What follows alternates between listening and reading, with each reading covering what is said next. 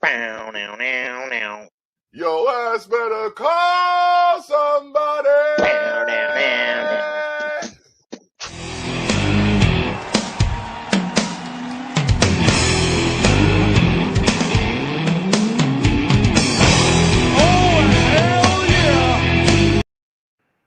Burn it down! It was necessary. It was so necessary. Well, ladies and gentlemen, one screen, two men. That's right. We back in the house. What up? How's it going? Let's go back in person. You know what I mean? Now y'all ain't got that lag. It's just ignorance when we talking over each other. Yeah, exactly. We can't blame the lag for that anymore. Not at all. This is episode 84 of Tough Talks with Tilly and the Block. Yes, sir. Oh man, Yes, sir. it has been a somber, depressing episode of the pod today. For some. For all in the listening community. Well, I mean, all the heels, I guess, and the heels and the spurs. I guess we'd have to say all the spurs because you are the heel.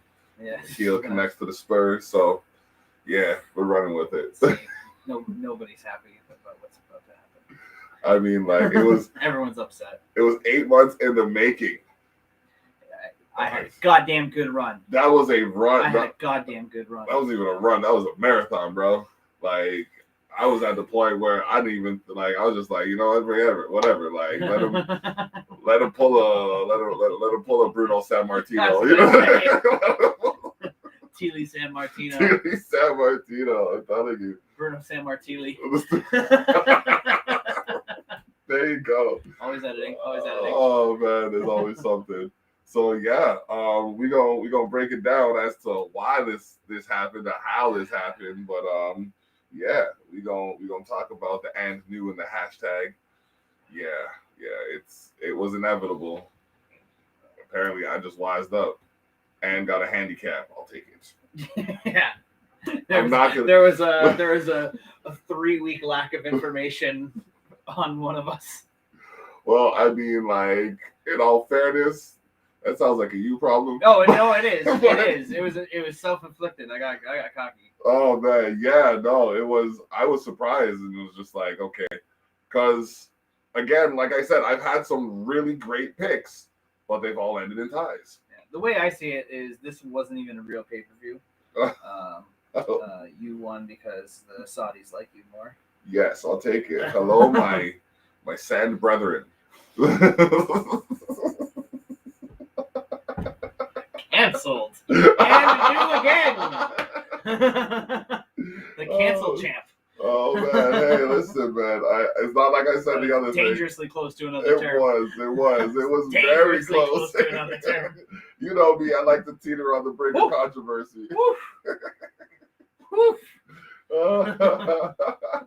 It's like when Colin Quinn and Patrice O'Neill were arguing one time on Opie and Anthony, and Patrice just kept talking over Colin when Colin was trying to say his side of the story, and Colin goes, "Listen, this nincompoop." Oh, wow! He dragged his foot on that one. He really did, and it's Colin Quinn, so it was done perfectly dry and just. With that gravelly voice he has, it's just this nincompoop. Oh man! Oh, I'm telling you, because if he had veered a little bit to the right, Oh, and Patrice was dying laughing. Patrice is like, "You brilliant cocksucker, you motherfucker!" Just literally starts getting mad, like not mad at him, but like mad at him with how like well he just skirted. He's like, "You motherfucker!" That was such a skirt. They just skirt. Those two together were the greatest combination of all time. Oh, Rest man. in peace, Patrice O'Neill. Oh, man. Alas. I gotta say, the same for your title reign. Woo! Just thought of it, though. What? That was not necessarily that off topic, because Patrice was hired by Vince McMahon as a writer for 3 weeks before Stephanie fired him. Oh, shit. Wow. So we were in the same ballpark, or ring, so to speak. Yep. So to speak. Oh man, Stephanie, she was just firing everybody for like. Well, and this wasn't even an on-screen thing. This is just Patrice said, "I still got to do my comedy gigs," And she said, well, no, if you work for us, you work for us. And he goes, oh, all right, well, I'm going to still do my comedy gigs. And she said, you're fired. And he goes, okay. Oh, wow. Hey, guess they gotta get everybody. Nope. Crown Jewel. Wow, things happened that were unexpected. Yeah. Like, and I did the math. We were wrong. There was still a chance for a tie if Sasha had won. Yeah, I thought about that after too. Yeah. I did think about that after. Yeah. Yeah. Thank you for not winning, Sasha. You rock. The blueprint. Hold it down.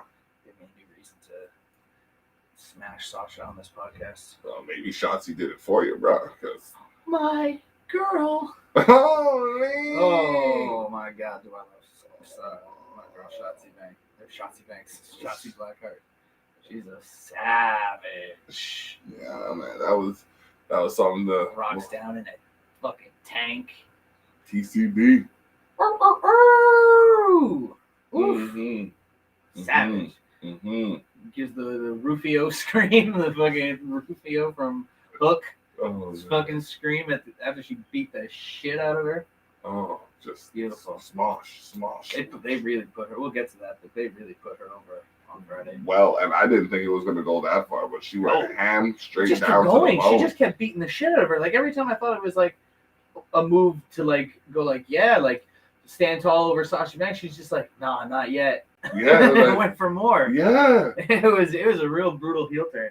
I liked it. The crowd was giving her too, Yeah, and I it was liked just it like, a lot. oh yeah, you like that, huh? Yeah. What about this? Yeah. They just smashed into the tank. The crowd was chanting for her on the way into the fucking match too. Like when she first came out and said her first couple lines to Charlotte about like, you've never faced me before, and then the whole crowd started going Shotzi. I was like, damn, she's over already. Like she is over already. She's gonna be huge. Massive. Oh, I'm so happy. We're gonna see how that comes down. Yeah. All right, so like this is definitely not the order that it went in. I think we're just gonna switch the order up and do it in from the bottom to the top. Yeah. So, all right. Surprising nobody. Especially those from the town. Yeah. Or the territory. Yeah. The territory. Mansoor versus Mustafa Ali. Mustafa Ali. That was not surprising. It was a good match. Yeah. It was a good match. There's some moves. Yeah. I've found since I got back into wrestling, like when I had the time off where I wasn't really watching that much and stuff like that, I always thought my favorite stuff was all the high flying shit and all that stuff. But I really find that it's not. Okay. It's not the stuff I love most. You know what I mean? I love high flying stuff mixed in, but when it's just bouncy off the ropes stuff for a whole match, it does very little for me. That's why I never I understand why people love Will Ospreay. Yeah. But Will Ospreay matches are a lot of bouncy, flippy shit. Okay. Great. He's great at it. It's just not that's not what I go to wrestling for. It's not the thing I'm looking for, right? So you want to see someone get knocked out? Well, I like an AJ Styles kind of high flyer where he's a technician still and he does everything really well. Chain wrestling, catch can style wrestling, being able to do throwing striking and grappling all together. Okay. But then he'll also do a 540 fucking flip off of the ropes or a fucking phenomenal forearm. And the Styles Clash is one of the best looking finishers of all time. That looked like it hurt. Yeah. And why I love Kenny Omega. Kenny Omega, great mat wrestler, great ropes wrestler. He can do grappling. He can do high flying shit. He can do all of that. But the high flying shit isn't the only thing he does. It's not all flips. Okay, flips and kicks. Yeah, exactly. Okay. The breakdown. All right. Well. And that's what does. I guess it went off a little tangent there, but that's what the Mansoor of Mustafa Ali was a lot of. Okay. Yeah. Now I think that was one of the matches that I saw, and you're right. There was it was interesting the exchanges, the one-upsmanship, but at the same time, when it's a lot to keep up with. It's if you never kind of like slow down and move off of the flips, they kind of just lose their value because that's not what you're paying attention. You're not paying attention to the match anymore. You're just like waiting for Cirque du Soleil. All right. Yeah, but unsurprisingly to anybody, Mansoor came out on top in that match. That's his third win? Probably third win. Probably all three of them in Saudi Arabia. Yeah. Didn't he win the Andre the Giant Memorial Battle Royal one time? Or was it the Greatest Battle Royal? No. I don't remember. He won one of those like ridiculous matches. I know that.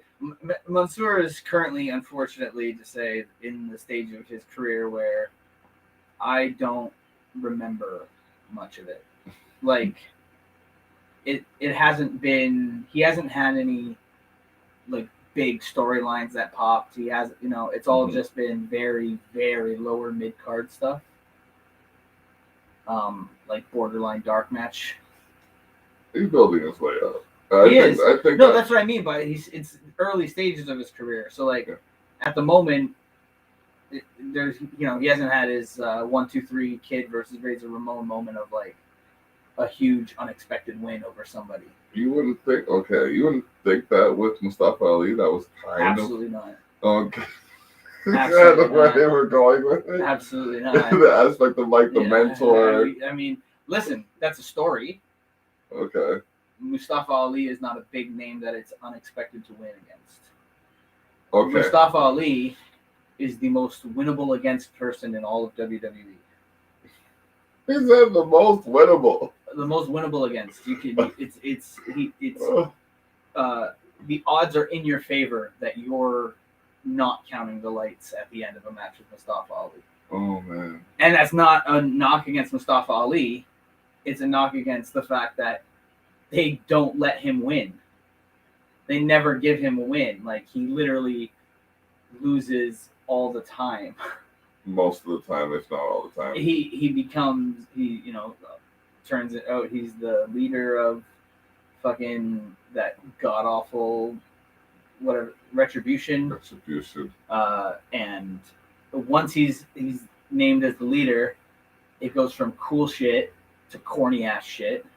Where we've got Spirit of Halloween masks instead of fucking like the ones that they got for $1 the day after Halloween. They all look like shit. They get stupid rebranded names. They don't go around firebombing shit like they did in the first few appearances anymore. They're actively on the card, which is what their entire thing was about, not wanting to become that shit. Then Retribution turns on Mustafa because Mustafa turns on them because they keep losing. Then he goes out and he keeps losing and just throwing fucking like little hissy fits about it. And then he starts trying to pretend like he's maybe a face and he's helping Mansoor learn the ropes. It's like, I'm sorry, but I probably would like try to find someone else to learn from in the canon because you lose a lot. Well, with that breakdown. And so he faces, they start facing people as a tag team together, and they lose most of those. He's making a lot of sense here, WWE. And then Mansoor has a match with him on like a C tier pay per view that they treat like an A tier pay per view that happens on a fucking Thursday in the middle of the week, in the middle of the day, and has Goldberg on it. We'll get to that in a moment. But like, there's no world in which that propels him up, not just the card, but it doesn't propel him up, people's opinions of him up at all, right? Because like, who did he beat? He beat, and I don't mean this as a pejorative towards Mustafa, but he beat basically the biggest loser in the company. Okay. In character. In character. It's not about Mustafa Ali. Yeah. But like, as a person. But as a character. The superstar. The persona. Exactly. The persona, the guy who's in the ring every couple weeks, sometimes on television. He doesn't win anything that matters ever. So getting a win over him doesn't do what beating fucking Razor Ramon on TV does for the 1-2-3 Kid. Okay. Like it can't do that because there's been no build up to put him there. I appreciate the argument. Yeah, I wish it would. Like it'd be cool. I'm just thinking maybe from a different vantage point. Like if you're looking at the demographic, it's almost like a conflict of culture kind of thing, where you have like the the Americanized and the original kind of, the originator from that the area of, I'm gonna say. Yeah. Well, so and once again, that's what I mean. That's why I said like it is a story, and it's a good story to go through. Is the mentor, mentee, and the all that kind of stuff, and then for the meta story of it being like the homegrown hero versus the American-born guy, like villain, like that charts and all that.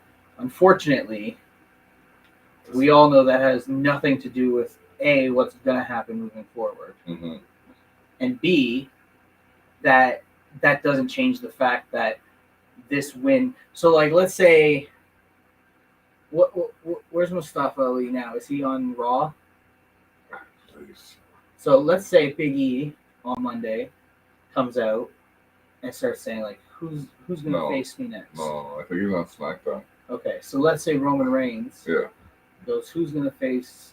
There's nobody worthy of facing me, right? There's nobody who's proven themselves to face me now because I beat Brock Lesnar, I beat blah blah blah blah blah blah blah, right? Mm-hmm. Say we got that. Yeah, he comes out and does that. Not Mustafa Ali.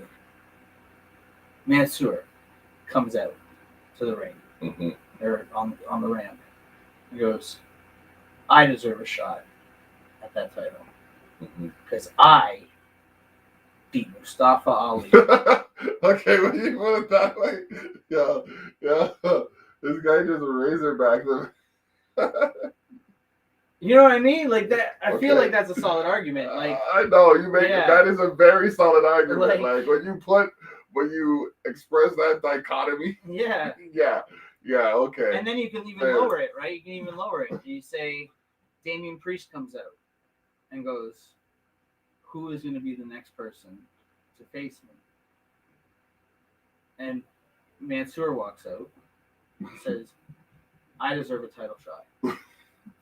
No. I deserve a shot at your United States title because I beat Mustafa Ali." Oh my God. One, if WWE runs with that script, I don't know what I'm going to do. Two, you're right. It'd be meaningless. The crowd will laugh it off. Yeah. The crowd will laugh. There won't be cheers or boos. The crowd will literally break out in hysterical laughter saying, and what the fuck does that have to do with the title shot? Oh my gosh. Yeah. That's just how it is. It's just how it is. Okay. And looking at it from that angle. That story is meaningless because it does nothing for either of them. It makes Mustafa Ali more of a loser. Which he's already proven to be. And it makes Mansoor not a winner. Which he's it just makes him, he's just still there. So like, yeah. This is longer than anybody has thought or talked about Mustafa Ali versus Mansoor. Definitely. Nobody in the WWE has thought about it this much. No, I don't. Clearly, you can see from the storylines. Like, it's crazy. It's absolutely crazy. Oh my gosh. So, let's move on to something else that was somewhat unexpected. Listen, if you're going to try to put him in a fucking title picture,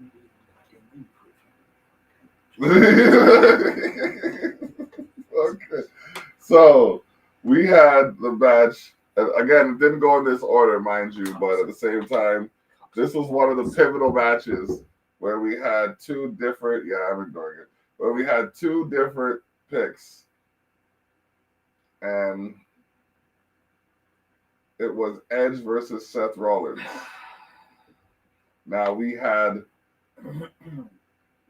quite the discussion. Yeah, because I even almost changed it because I was so fucking, I forgot that they had fucking faced each other at Madison Square Garden for the second. So I thought this was the second match. This was the rubber match. Yeah. There was a best of 3 in this series, and he still should have won. He still should have won because he's going for fucking title shot. Well, maybe they just gave him a strong match so that he could still, because it's not like he looked weak. He didn't get squashed. No, there was a couple times where I was like, holy shit, he's actually gonna pull this off for me. Yeah, yo. There's a few where I was like, oh, this is certainly going toward Seth now. Yeah. They sold it really well. I mean, that curb stop, I was just like, no, it's over. No. I was like, no. I was like, and still, baby, let's go. Fucking Edge fucking kicked out. I was like, oh, you fucking son of a bitch. And then when Edge hit him with Edge hit him with the curb stop, I was like, yeah, right on. Yep. Kicked out. Oh, they so rarely that I knew that wasn't going to be it because they so rarely ever let somebody finish somebody with their own finisher. Like people always kick out of their own finishers, and it's like, man, I want to see it. You know what I mean? Like I want to see it again. That kind of shit is cool. Mm-hmm. Now, bear in mind, if WWE does it once, they'll then do it 10,000 times in a row, and it'll be fucking annoying. Don't believe us? Look at the last 8 weeks of roll-up. I was about to say that. Yeah. Look at the last 8 weeks. I haven't seen people this crazy for roll-ups since 1990s fucking school lunches. Oh, man. It's like... I thought it still messes with them fruit roll-ups. It's insane how much WWE likes to do a roll-up. It's unbelievable. Just schoolboys all day. Oh, dang. It's not even like different variation. No. Like if you're gonna okay, just like the suplexes. I asked a couple of years back why they don't do 3 different suplexes. Like if I was a WWE superstar, I'm doing the 3 suplex thing. I'm doing 3 different suplexes, like overhead, belly to belly, then belly to back, or something like that, or just like. I always liked that idea too. Like do like a vertical into a belly to belly into a fucking. Or like, and then like a belly to belly where you like flip them and land them on their stomach and then right into a German. Yeah, 3 different suplexes is the move. Yeah, definitely. And don't get me wrong, the most dynamic 3 Amigos. 3 Amigos is the greatest. 3 Amigos, but you can't replicate that unless you're Andrade. You gotta throw the kick though. The kick is part of it. Yes. The momentum, the cartwheel kick, the spinning scissor kick. Kind of thing. Yeah. That's what gives the momentum into it, and it's like the kick before the Stone Cold Stunner. Yes, Stunner without that is. It's not a stunner. It's just a chin breaker. Yeah, legit. You know what I mean? Like. Yeah, exactly. That's where we're at. All right, so that makes it 2-1. 2-1. Then we had, we had the next match, which both of us got wrong, surprisingly, but not surprisingly when you think about it. Doudrop versus Zelina Vega. Yeah. And I almost Queen Zelina, baby. I almost picked her. So did I. Oh, so did I. Top left, almost picked her. And I always almost pick Zelina Vega when she's in a match because I love Zelina Vega. She looks like she got smacked on the top of the head with some dye, though. That's what it looks like. She's like, what do you want? I don't know. Aren't you the hairdresser? Yeah. Boom. What you want today? Fuck me up.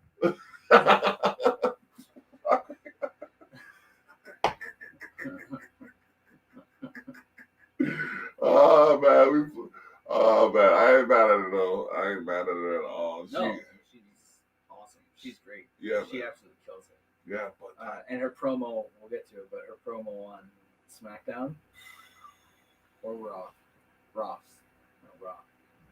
Yeah. On her like coronation thing. Yeah. On Raw was awesome. She killed that. Can we talk about the Sunset Bomb? Yeah. Wow. It was good, man. Zelina is an underrated wrestler, bro. Zelina is underrated. She must work in the gym, though.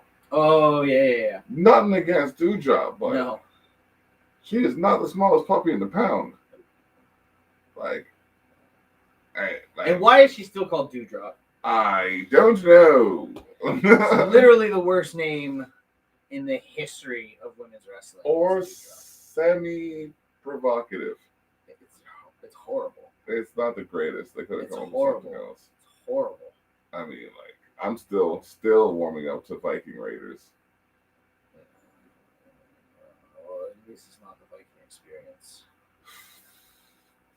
Because that was a fucking Disney ride. That's the name of a finisher more than a team. Well, and it is now. Yeah.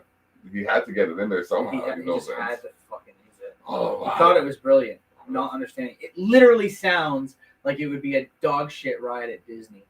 I bet you it would be. Like you would just ride through on a fucking log, fucking like a Viking boat long chip type thing, down a fixed path, and there would be animatronic Vikings singing "It's a Small World After All" over and fucking over at you, chopping at wood and shit. Exactly. Fucking raping and pillaging a fucking village of fucking Englanders.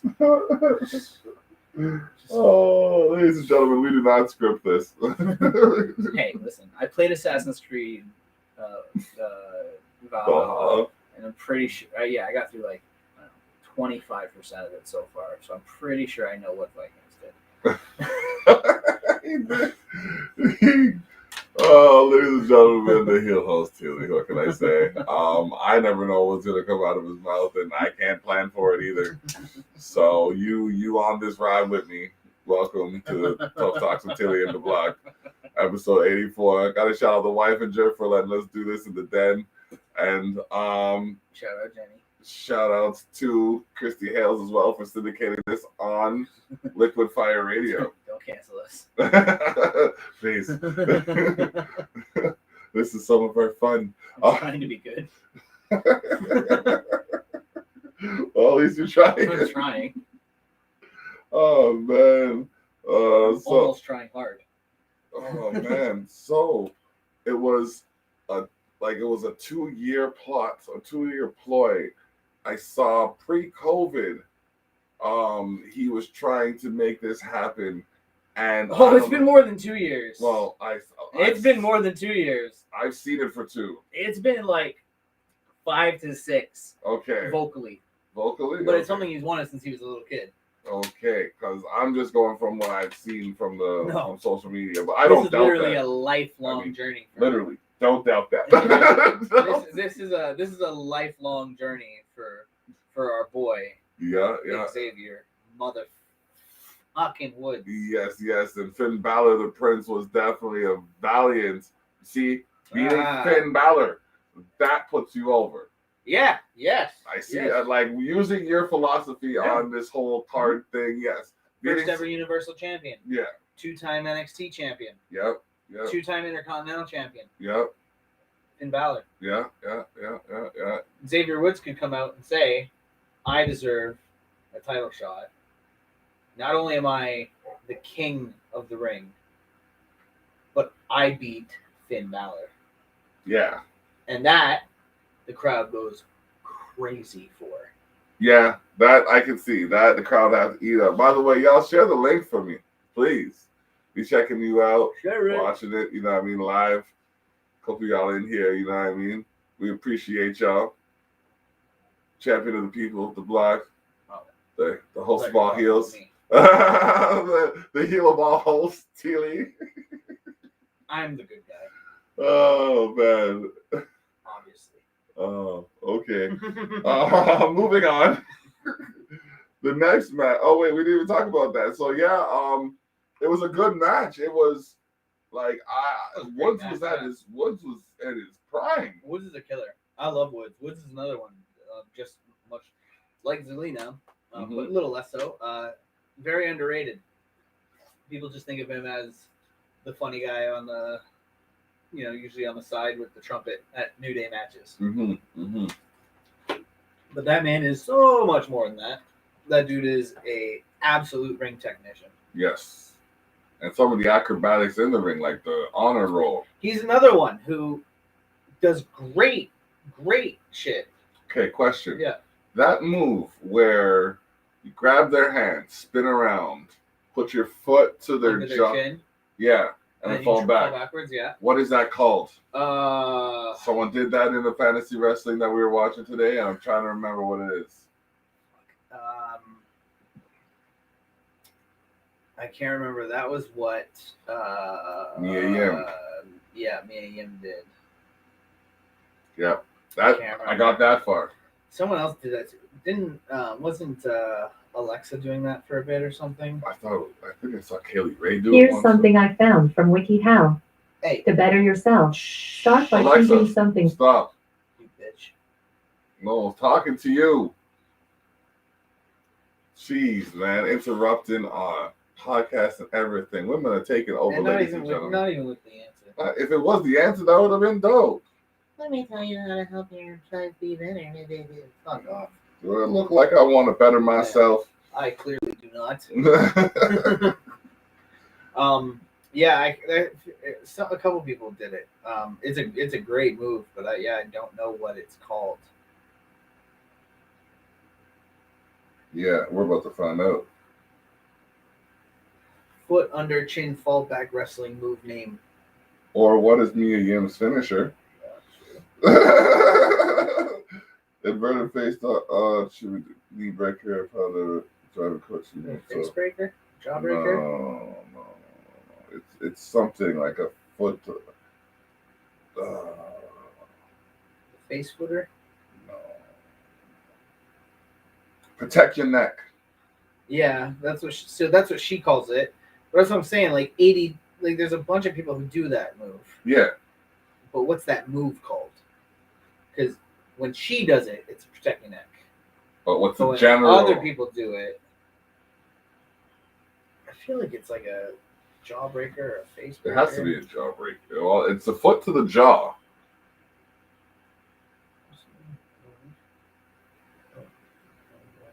Because it might give you sweet chin music. Yeah, that's one when you put the foot to the jaw. Yeah, but that's not falling back. True. That's why I put that in there. Okay. It's still not.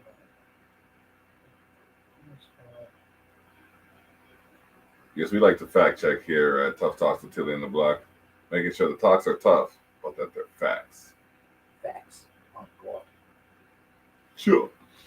Take this time to let you know that you can check out the 14th issue of Culture Shock magazine at sharetheshock.ca/issue-14. That's sharetheshock.ca/issue-14. It features the Chrome Angels as well as Dr. Volcano and Mad Moxie on the covers. Check them out. Oh, the Protect Your Neck is Arm Trap Inverted Overdrive. Soul Food is the inverted stomp. Soul face, Food. and it's an inverted stomp face breaker, and she does that in tribute to Gail Kim. Yes. So it's an inverted stomp face breaker. That's what that movie's called. Okay, so I was wrong. Yeah, Protect Your Neck is the other one. That's the driver one. Yeah.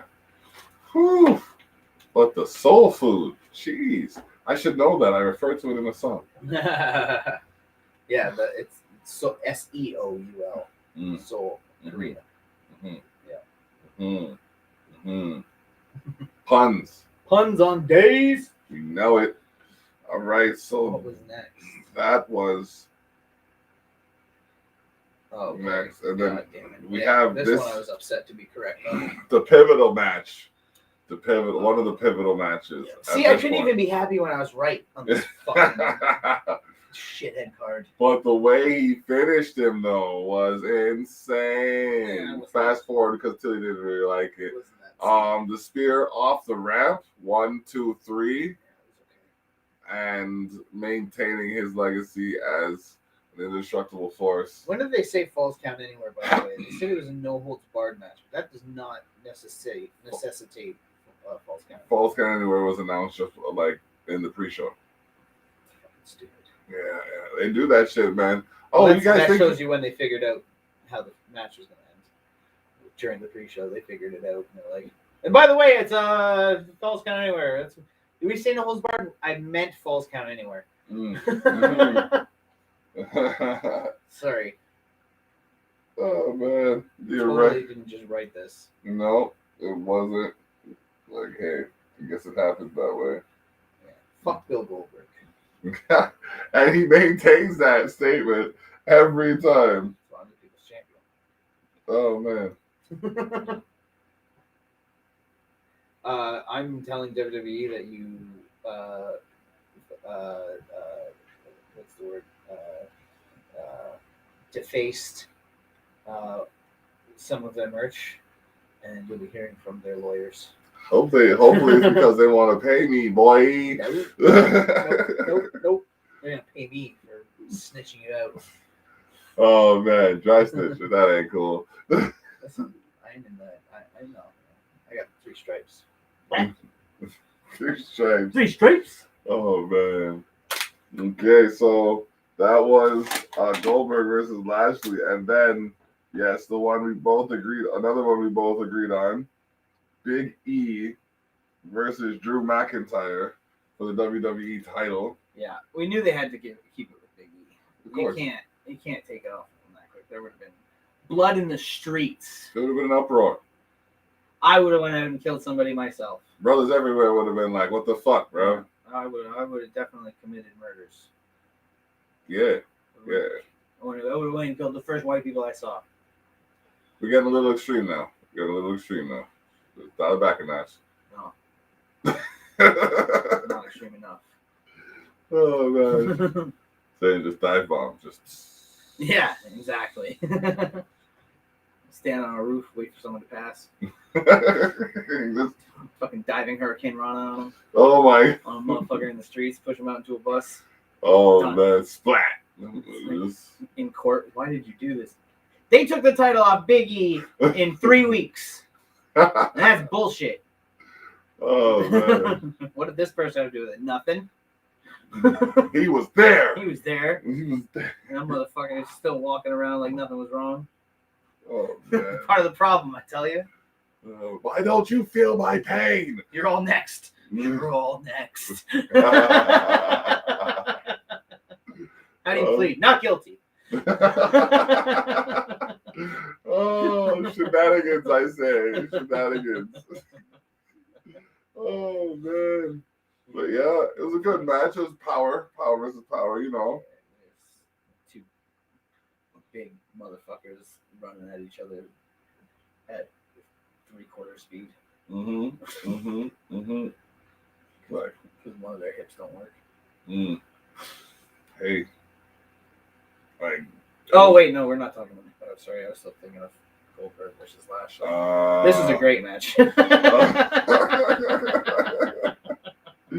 Oh, man. Biggie and McIntyre is fire. Yeah, no, I mean, they both went at it, man. The near miss Claymore was slick. Biggie's just unendingly fun to watch. Agile as fuck for such a big motherfucker. Yeah. You know?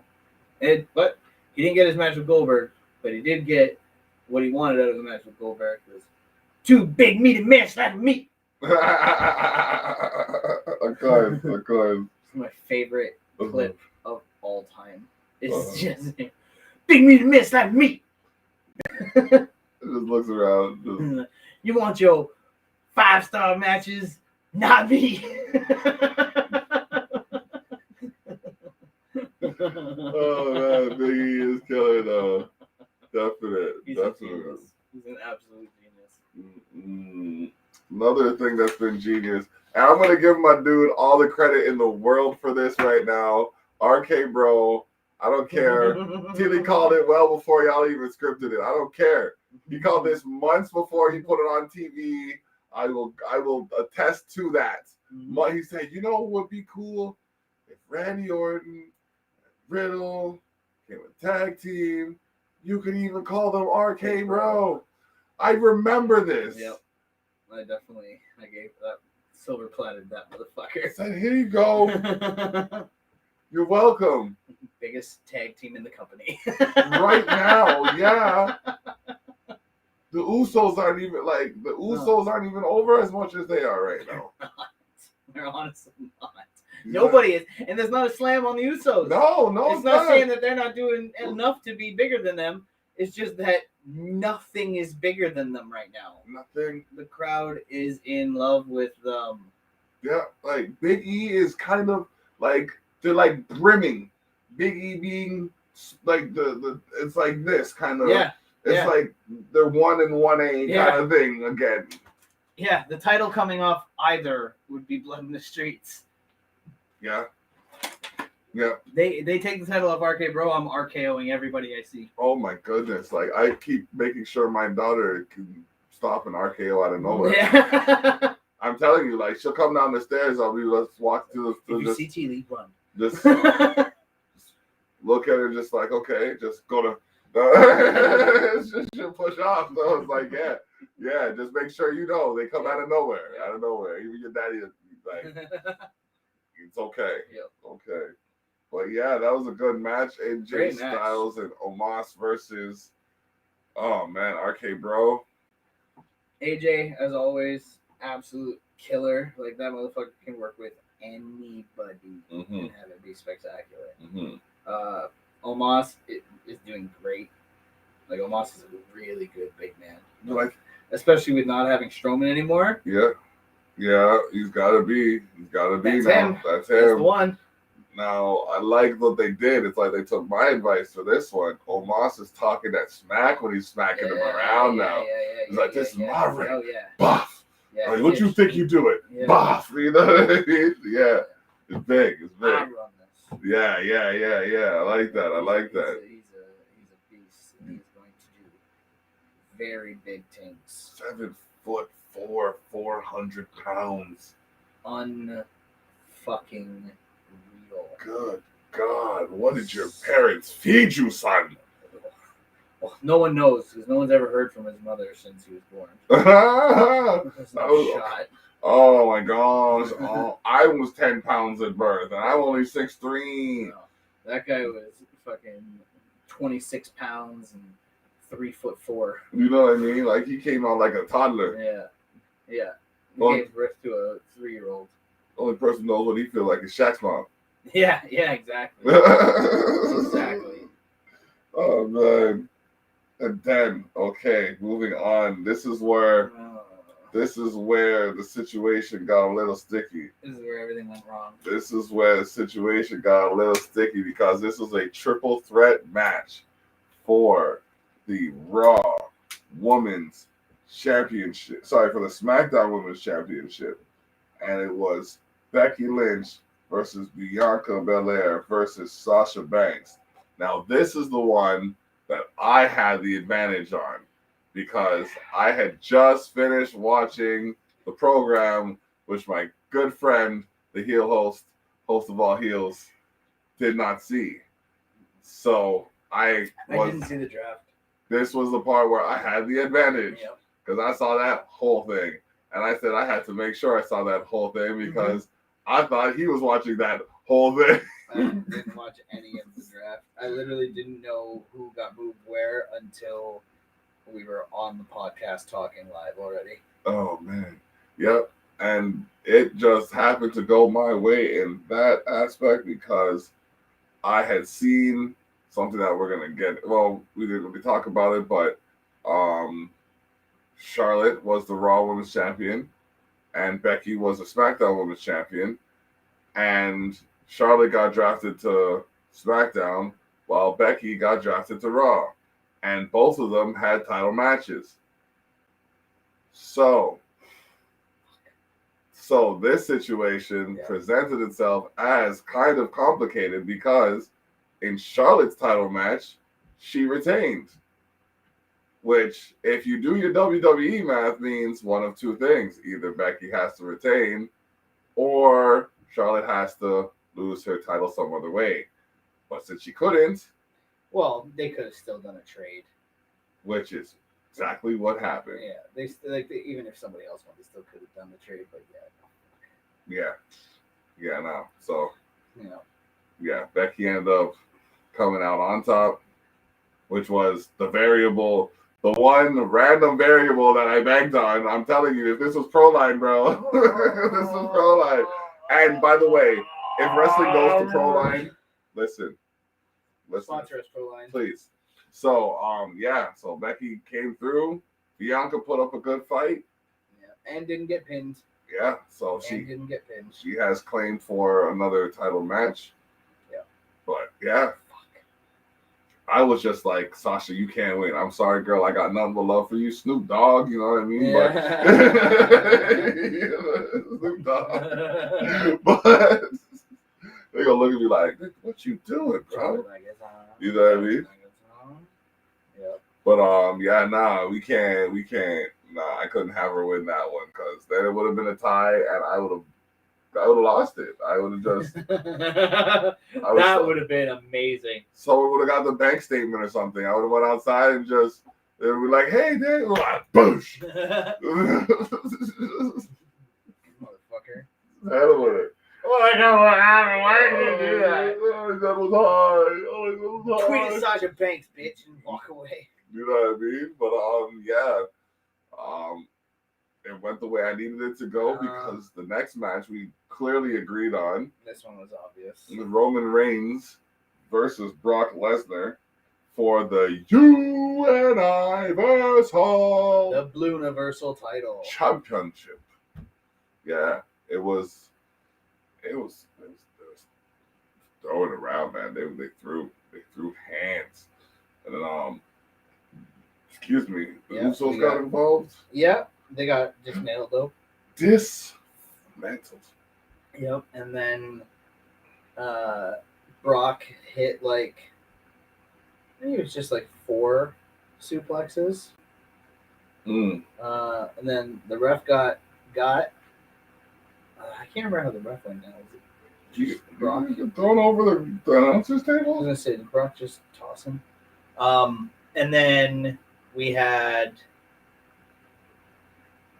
Paul Heyman, who grabbed the Blue Universal title, threw it, I gotta say, perfectly, so that it went exactly in the middle of the two of them, and said, "You know what to do," and walked away.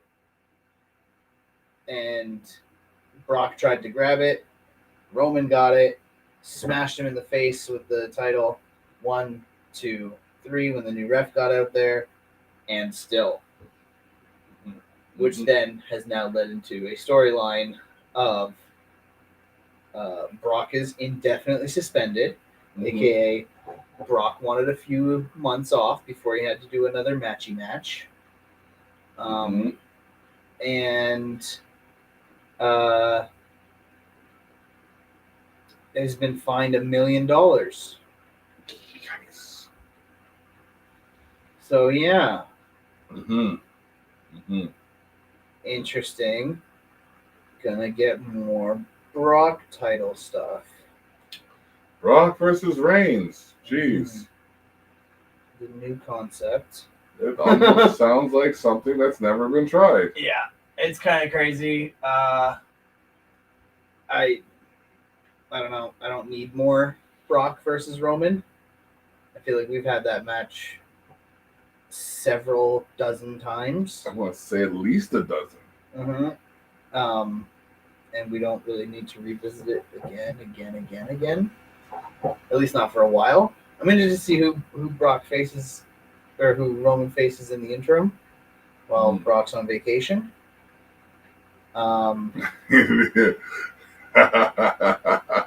He fully blew the tires out of your storyline. That's all it is. Yeah, pretty much, yeah. That's all it is. Brock wanted to go back to Canada on his ranch and fuck Sable. I don't blame him when you put it that way. No, me neither. No, Brock's not in the wrong for this. No, WWE is in the wrong for this, for having him in the storylines they have him in, instead of just having him as a psychotic monster that comes back every few months and still giving him the time he wants to tend to his ranch in Canada and fuck Sable. And they could write it. They could write that into the show. I'll watch. I don't know. We'll see Stable still looks pretty good. Slowing it down. Yeah. Hmm. But yeah, it's just I just don't need to see Brock versus Roman anymore. I just don't. There's nothing new to do there. They can do different variations of matches. I mean, you can do this basically. It's just that all their matches are very similar. Just now they've had one where Roman was the heel and Brock was the face, and that was the new twist, right? That was the new twist on it. Brock's not like a normal face. He's like an anti-hero, right? Like, he's still coming down and doing fucked up shit, but people are rooting for him because he's going after the heel champion, who's like too cocky for everyone and blah blah blah blah blah blah. But like, I don't know, man. It's just weird. It's just weird how uncreative WWE creative has been. Nah. You're right. We got like an hour or like 50 minutes in. Are we gonna do the other two? Or are we just gonna? Yeah, well, let's just go over some of them. Yeah, let's go over the highlights. We'll just do highlights. Break it down. Break it down. That's gonna be our next intro. That gets cut together. Okay, this has to be mentioned. What? The drip has returned. Okay.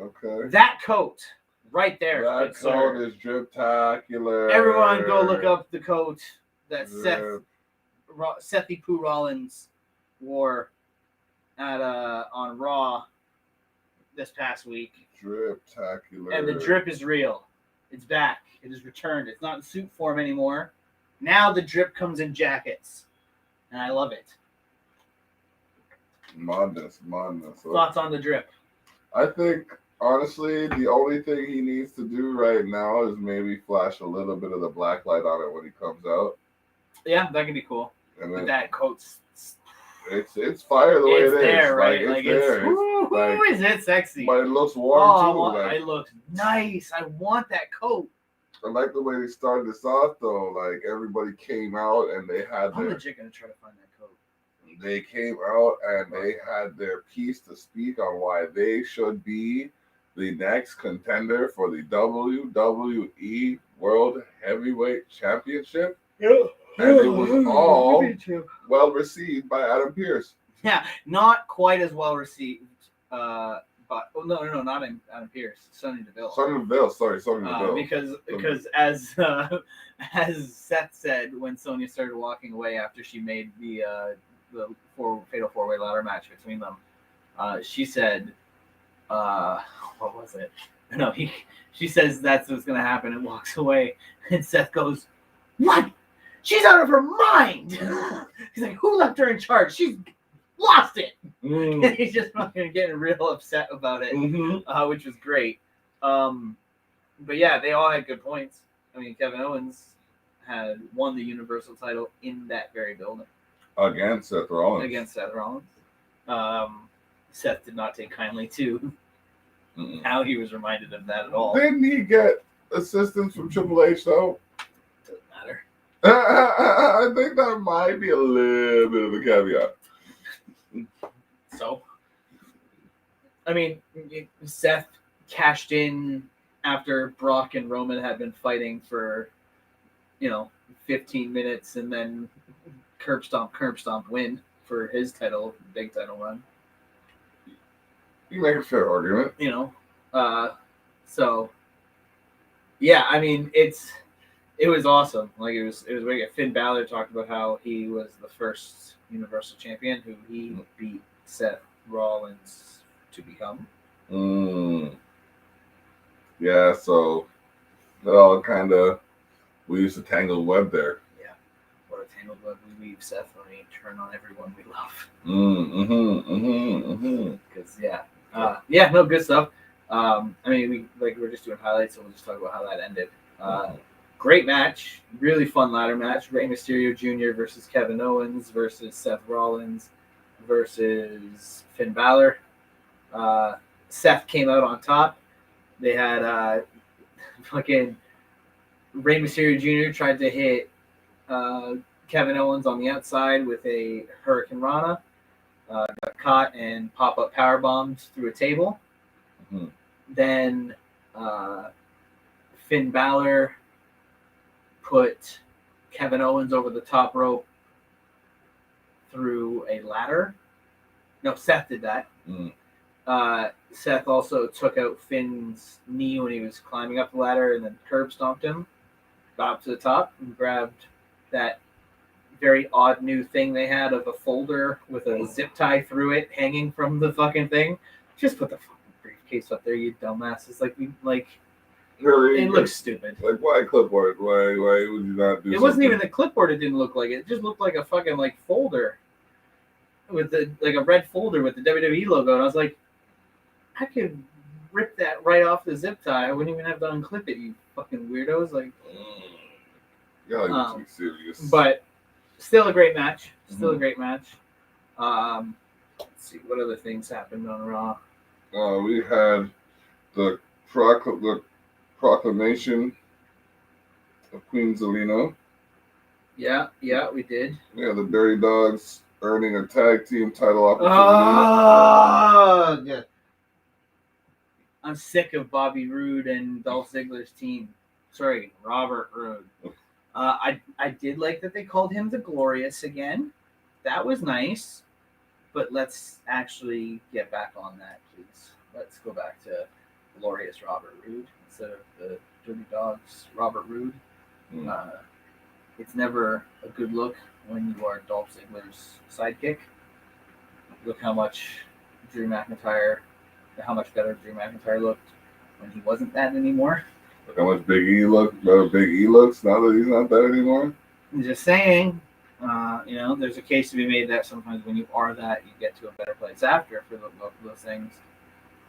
But I feel like there was a lot of time in between leaving that position and then becoming the thing that they became after that you could say it didn't really help all that much. It's like 6-7 years since Big E was working with Ziggler. Yeah. Well, yeah, because it was him, Ziggy, and CM Punk's wifey. AJ Lee. Yep. So yeah, I mean, it's just it's well known to longtime listeners of this podcast. Yep. That I do not like Dolph Ziggler At all. I find him to be one of the least creative people to ever have breathed. Somewhat pretentious even. He's definitely a pompous, full of himself ass in real life, but also the least creative person I've ever seen enter a ring. Literally every one of the things he does is ripped from someone else's shtick. Super kick, Shawn Michaels. His pants, Shawn Michaels. Famouser. Billy Gunn, Mr. Ass. Mm-hmm. Even the blonde hair he has, Mr. Ass. Mm-hmm. He is a biter in hip hop lingo. Mm-hmm. Just biting motherfuckers' bars all day. And yeah, I don't understand how people like him. Yeah. My buddy likes Ziggler. My buddy, shout out John. What up? John likes Ziggler. I do not. I can't stand him. He's talented, but He's very talented, and he could be so much better if he put any effort in whatsoever. To be creative, to be original. Yeah. But he doesn't. He just does the same things he saw other people do. Terrible. Yeah. Bianca Belair delivered a painful statement to Becky Lynch in pursuit of the women's title. Yeah, that was cool. Damian Priest defeated T-Bar via disqualification. Can we just call him Dominic Dijakovic from now on? Let's just not acknowledge the garbage name T-Bar. Same with Dewdrop. Let's not acknowledge that either. Yeah, that is. From now on, it's Piper Niven.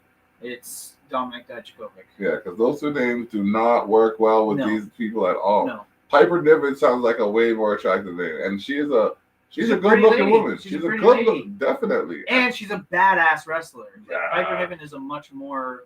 Let's just put it out there. It's actually a name. Yeah, like what the fuck is a dewdrop? It's not the little bit of rain that's falling off of a fucking lily in the morning in a field. Like, isn't that pretty and dedicated? it's such a stupid name. It's not even like, it's just like Powerpuff Girl cutesy shit Powerpuff without any Girl. of the edge of Powerpuff Girls. Powerpuff Girls is edgy as fuck compared to Dewdrop. The city of Townsville is no place to jump around. No, Dewdrop is a fucking stupid name made up by a stupid old man who I love. Yeah, we talking about you, Vince. I love you, Vince. But yeah. Jesus Christ. Sometimes you just got like, what are you doing with Carmella? She defeated Liv Morgan, but like this whole carbon fiber glitter mask making her lips look even more de-essable. The carbon fiber masks annoys me because it's like, you stop hiding her face immediately. That's like when they put Idris Elba as the villain in Star Trek and then just covered him in so much makeup you couldn't tell it was Idris Elba. I was like, pause, but you have like one of the most beautiful men on the planet in your film and you're covering his face completely. Like, you guys are, do you guys know how to sell movies? Not very. Do you know how to get people interested in stuff? Because if you tell them they can watch 155-inch Idris Elba on screen, they're there. Yep. They're there immediately. I guess they wanted them to look for him. It's like, oh, either way. Unreal. This whole Bearcat thing, I'm not really I'm buying done with it too. I like Keith Lee, you know what I mean? That's where I'm Keith Lee going is a with great that. name. You didn't have to mess with that, Vince. No. I'm calling you Vince because I know it'll get under your skin to the point where you say, I want to talk to that dude and keep calling me Vince. Motherfucker's real familiar. I'll show him. So I read an interview thing this week. The headline of it was Keith Lee on his new Bearcat character and Vince McMahon's hand in the Bearcat character. And I read it, and he immediately was talking about how much Vince is taking a very hands-on role with the Bearcat character. And I was like, I can tell. That, in my opinion, is Keith Lee being very slick in letting potential future employers know, I didn't think this was a good idea. The old guy did. Mm-hmm. And the old guy signed my checks. Mm-hmm. So yeah, it's just, there's very little about the Bearcat gimmick that I like. I'm looking at what the fuck the Bearcat is. Nothing. Oh no, it's something. No, it's not. A Bearcat, a binturong. Binturong, also known as a Bearcat, is a Mythological thing, right? viverrid native to South and Southeast Asia. It is uncommon in much of its range, and has been assessed as vulnerable on the IUCN Red List because of declining population trend that is estimated at more than 30% since mid-1980s. That doesn't look anything like something. Like, how do you have 6'5", 320 pounds reduced to such a funky looking? It is funky looking. I'll tell you this: it is a scary looking. Like, that animal could be used really well in a horror movie. Definitely. That's horrifying. Like, look at that picture. Yeah. That's horrifying. The main one I was talking about. Yeah, that's horrifying. It's just not a good name for a wrestler. It's not. Yeah. Oh, that's frightening. Yeah. Yeah. It's not a good name for a wrestler. It's not a good gimmick that he's got. It's just weird claw marks on his thing and he yells more. Yeah. Yeah, that's I have no love for the Bearcat gimmick.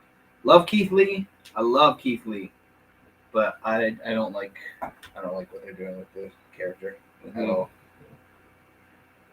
Right. Austin Theory and his selfies. Yes. Austin Theory and his selfies presented himself again at the end of the Dominic Mysterio match, Yes. where he found himself to be the victor. Yeah. Yeah. Austin Theory's off to a great start on the main roster. Mm-hmm. He's beaten legends or legends' kids, taking a selfie in the ring with them. The way they set the match up was cool too. He went into the locker room to try to take a selfie with Ray, but like respectfully. Mm-hmm. Like he actually went into there. It's like, I've always been a huge fan of yours. I was just wondering if we can get a selfie.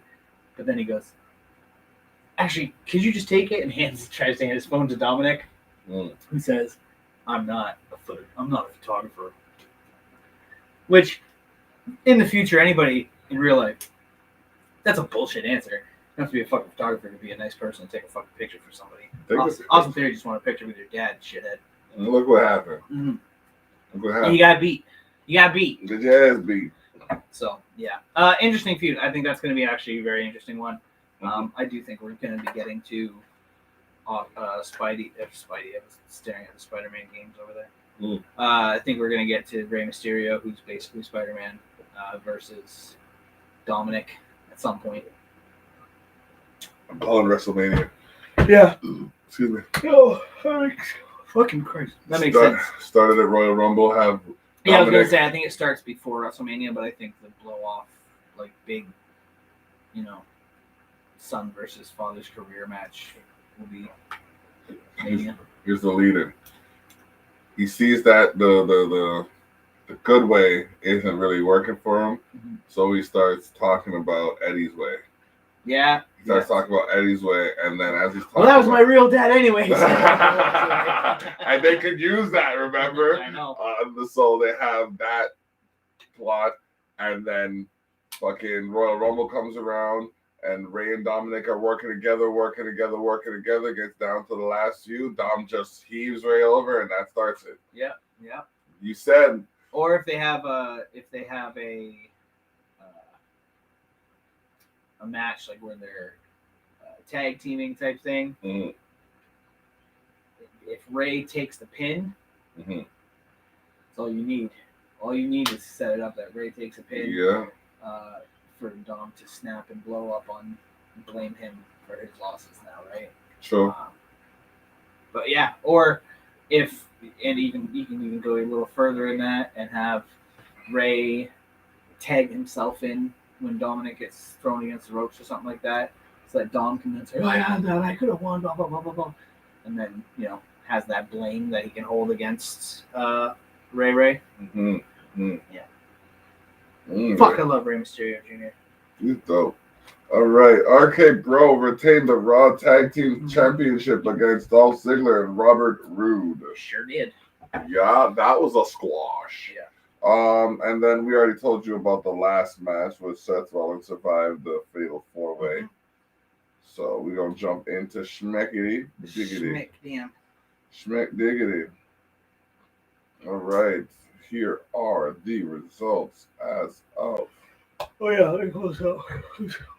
Sure, we're just doing kind of highlights. Yeah. It's helpful if I can just see. Yeah. Well, we already talked about this too. Charlotte Flair defeated Shotzi. Yep. Shotzi blamed Sasha. Sasha got beat down. Sasha got the shit kicked out of her. Yo. Kayla Braxton asked Paulie about what would Brock Lesnar do. What would Brock Lesnar's response be to what Adam Pearce said? Mm-hmm.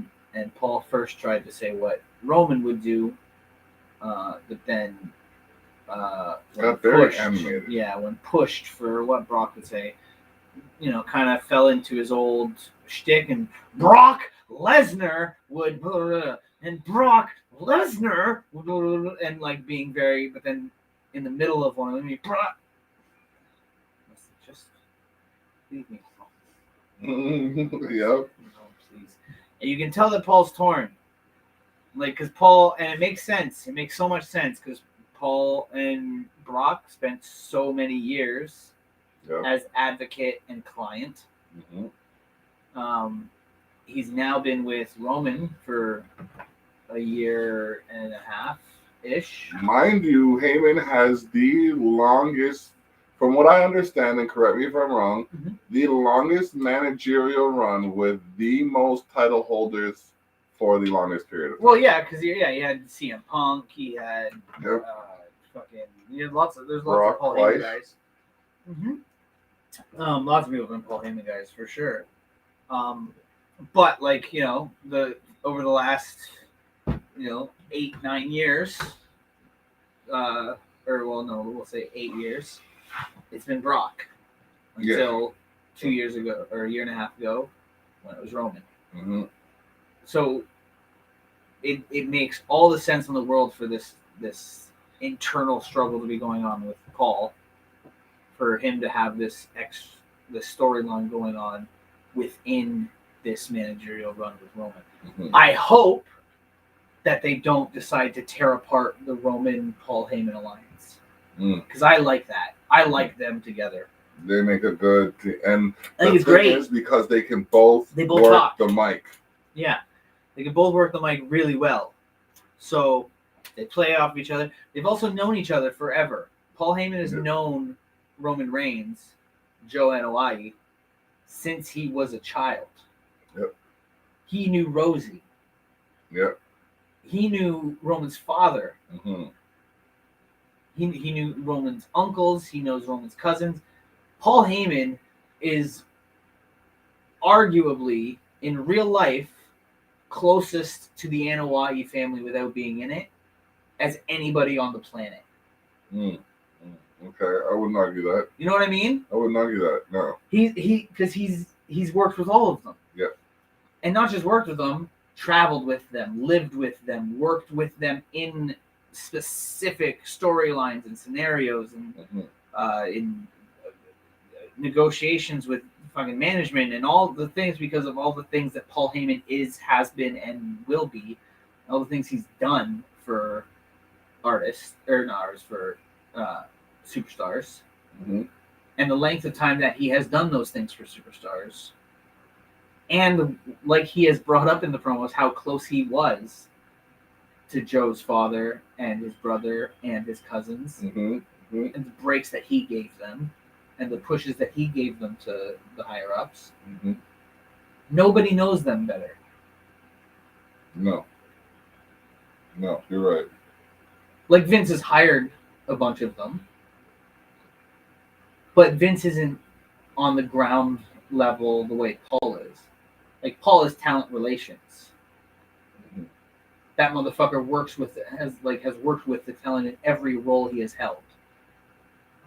He's often been one of the ones who tells Vince the problems that are going on with that the talent are having, and vice versa.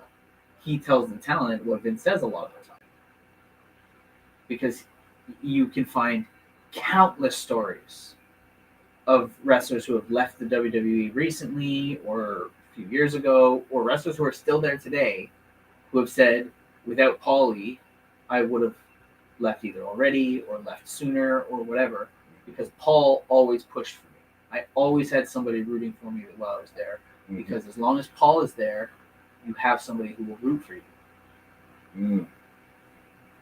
So I love seeing this. I love seeing this. They're letting Paul work. Yep. They're letting Paul have a big part in the story without taking anything away from the actual wrestlers who are in the story, which is impressive. That's hard to do in storytelling, is to balance that kind of shit. Yeah, it is. Speaking of balance, Drew McIntyre must have some great balance to be able to launch Mustafa that far across the ring. Yeah, all fucking 110 pounds of Mustafa Ali. Okay, he's still a grown man in some ways. He is. King Woods. King Woods versus Knighted. Knighted. Knighted Sir Kofi. Was this the first time that someone's been knighted? Officially? I don't think so. I feel like there's definitely been kings who've Booker had Nominated some people before. Booker had Queen Sharmell. Mm-hmm. Stone Cold had his middle fingers. Wifey. Stone Cold had his middle fingers. Yep. Brett, no. Owen, no. I mean, there's 22 King of the Rings. I don't know. Maybe it might be, but I wasn't even thinking of just King of the Rings. I was thinking of like Jerry the King Lawler. Okay. Stuff like that may have, I'm sure, knighted somebody or something. But yeah, it was really funny. Their new gear is awesome. Mm-hmm. Xavier's new like kingly jacket Mm-hmm. is sick. He made Kofi the hand of the king. So all the Game of Thrones fans definitely liked that. He had his little pin. That was a unicorn instead of the fist that the hand had. They had a unicorn head there. Okay. That was brilliant. Yeah, they were looking drippy. Usos came out, argued with them for a bit. They had a match later on in the night. Yep. Which the New Day came out on top.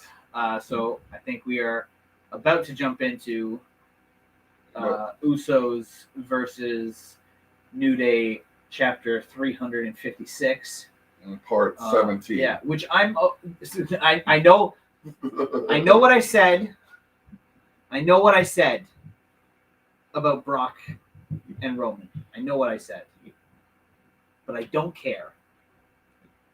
Because put the Usos versus the New Day as many times as you want, and I'm happy. Because there's variables. It's always different with them. It's spectacular. Yeah. They do mental shit.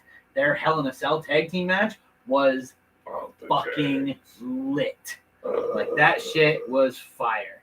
So put them against each other all day. That spear that Big E does through the ropes. Terrifying. It fucks me up every time I see that. I don't like it. I love it, but I don't. I love it, but I hate it so much because I'm always scared that he's gonna hurt himself. Yep. And it always looks like he does. It always looks like he does. Yeah. Every single time it looks like he's injured himself. Motherfucker lands on his neck. Mm-hmm. And not even his selling. Listen, I'll give all the credit in the world to Big E for every aspect of his performance. His selling is really good. But the reason I think he's injured every time he does it has nothing to do with his selling. Has to do with the fact that he's landing on different parts of his neck usually. Sometimes like this. And it just doesn't look good. It looks horrifying. Yeah. It's awesome and it's super impressive, but fuck me, does it scare me every time it happens. Oh man, I'm telling you, I hear that. It's spooky. Happy Corbin and Mancat Moss defeat Shinsuke Nakamura and Rick Boogs in a Chicker Street fight. Damn it, I love Rick Boogs. A couple things that I have to talk about in this Chicker Street fight. During Shinsuke and Rick Boogs' entrance, the way that what's his name? Who's Madcap? No, who's not Michael Cole? Corey Graves. And who's not Corey Graves? My dude. I know, my dude too. His name is escaping me. Oh gosh. Oh, my wife would know too. NFL. This is killer. Pat McAfee. Pat McAfee. There we go. Holy shit. That was a killer, guys. I just watched it the other day. Yeah. Pat McAfee. Oh. Yeah. I love Pat McAfee. Oh man. His reactions to Rick Boogs' guitar playing is some of my favorite things to ever happen. It's wild. My dude is wild. So funny. This week he was standing on the announce table, but one of his feet was on Michael Cole's shoulder. Or sorry, his right shoulder. And McAfee's here, and his left foot is on Michael Cole's right shoulder, and he's literally doing this on his shoulder, pushing down and back up, rocking out to it, and he cuts to the camera to it, because how could they not? And Michael Cole is like trying not to laugh and going, "That is my shoulder." I nearly pissed myself. Michael Cole has been on a tear. He has gotten so much better since like being with Pat. And it's not because him and Corey didn't have good chemistry. Him and Corey have amazing chemistry. Some of the best chemistry ever, to be honest. But Michael Cole, I think, kind of found a little bit of new life in getting a new commentary partner that like acts differently to him and like is kind of bringing something out of him, because he seems like he's having a lot of fun again. Yeah, like a lot of fun, and he seems to really like working with Pat. But that killed me. And then another thing that killed me, once again, I hate to say that the commentary stole this match, but the commentary stole this match. Because at one point, Madcap Moss dodges a kick from Shinsuke that makes Shinsuke kick the pole, right? And Madcap Moss then hits Shinsuke and knocks him down with a big clothesline. And Michael Cole says, very impressive from Madcap Moss. And Pat McAfee goes, everything about Madcap Moss is impressive except what's between his ears. It's kind of like a hollow situation. Savage. It was so funny. It was so funny. It was so good. I loved it. I think he is. I think Pat McAfee is a gem on commentary. That motherfucker is hilarious. Definitely add something to the mix. Yep. And then before the Usos faced the New Day, we had Shayna Baszler defeat Naomi. Oh, Yeah. well, at least they gave her a contender. Yeah, it was a reason, which was that Sonya Deville fucked her over. Again. Yeah, by becoming referee. I don't know what's going on. I think Sonya Deville's making her move back in towards wrestling. Which I'm happy about. Yeah. I love Sonya Deville as a wrestler. What put her out? She got they found that guy who like broke into her house and had like a whole plan to kidnap her. Okay. And then she had to deal with trial stuff for that. Ah. That's why it happened right before she was supposed to have that hair versus hair match with Mandy. Yep. And then it turned into a career match at the end of it, like at the last minute. Yeah. That was because her lawyers said it wouldn't look good in court if all of a sudden you, with your like full head of hair, all of a sudden show up bald, like you've gone through, like you're having a mental breakdown. So they changed it and had that happen. That's why she left for a while.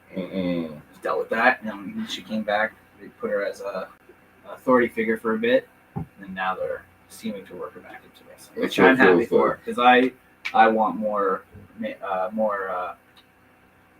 Sonya Deville. I always almost call her Daria Veronato, because that's her name from A, real life, and B, original name in NXT. Okay. Daria Veronato. That has some pop to it. But yeah, Sonya Deville coming back, I'm all for that. That makes me a very happy boy. Right. And then the New Day defeated the Usos. So there you have it. Yep.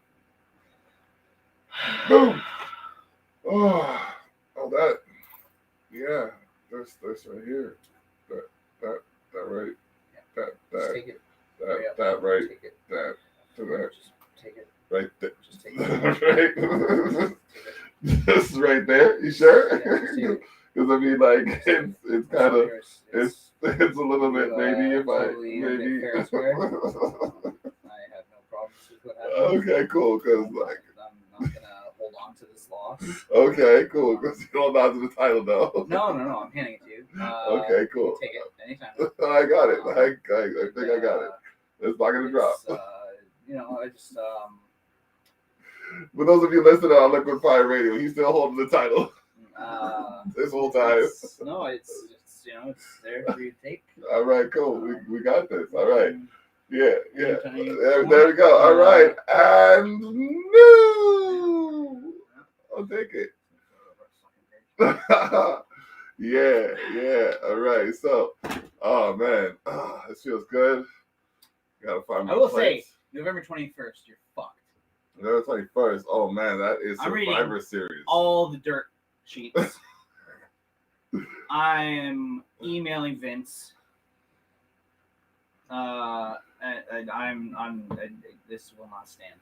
This is a proud day in podcast history where I can say, you know, I have reclaimed that which I barely lost, but was held away from me for quite an impressive reign. So I got to make sure I don't pull a Sasha Banks and just lose this as soon as I get it back. So I got to be on point with my sheets. And, you know, I got to make sure that Block Banks. that Brock Lesnar maintains. Nope, Block Banks. Yeah, Brock Lesnar. 2016 Sasha Banks. Oh, man. That was bonkers. Won it so many times, but also lost it. Back and forth, back and forth, Yeah. back and forth, Yeah. back and forth. Yeah. Until last year, had never successfully defended the title. So, you know, I had a good run. It was a good run of ties, but yeah. Anything in the UFC realm? Yeah. Let me find out the correct age for this because a ridiculous shit thing happened. Okay. UFC 267 happened on Saturday. Okay. Jan Blachowicz was defending his light heavyweight title against Glover Teixeira, who is 42 years old. Yeah. How old is the other guy? Jan Blachowicz is 38. Okay. And Glover Teixeira won the UFC light heavyweight title at 43 years old by second round submission. Does that make him the oldest champ in UFC history? I think so. Damn. I believe so. Yeah, he is. Okay. Yeah. No, sorry, he is the second oldest. Second oldest. Okay. Yeah. Let me see. Oldest. Oh, I'm gonna bet it's Frank Mir. Oldest. I'll say Shamrock. No, definitely not. No. Shamrock didn't win the championship in this sport. Wow. Just looking some information up. He's the oldest first-time champion in UFC history. Okay. The oldest, Randy Couture. Oh, yeah. That would have been my second guess. Randy Couture, 45 years and 4 months old. Oof. 16,583 days old. He won. Mm. But yeah, so I mean listen, there are some other big things. Hamza Chimaev, first round submission. Peter Yan won against Corey Sandhagen. And on that note, Aljo, you're a pussy. What's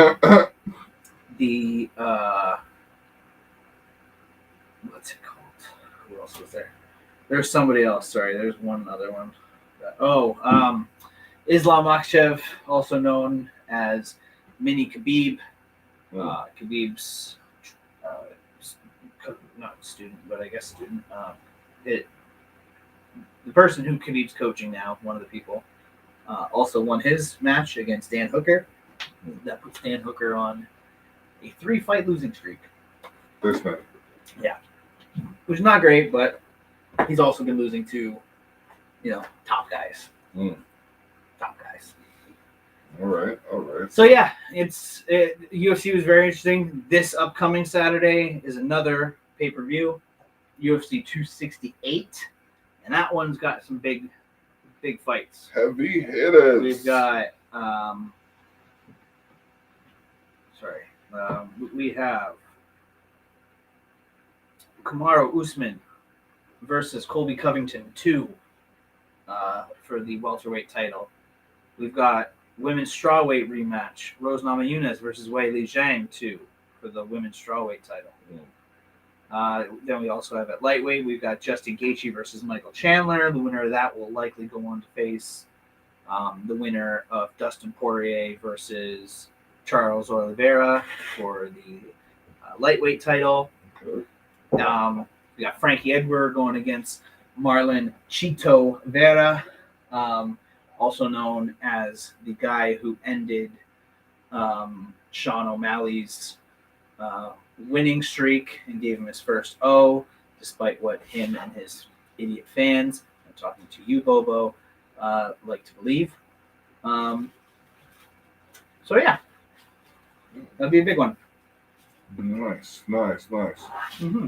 All right, so I think we got it. Mm-hmm. Touched all bases. Touched all bases. Oh man, covered our grounds. What game is that? This one. That one over there. Oh man.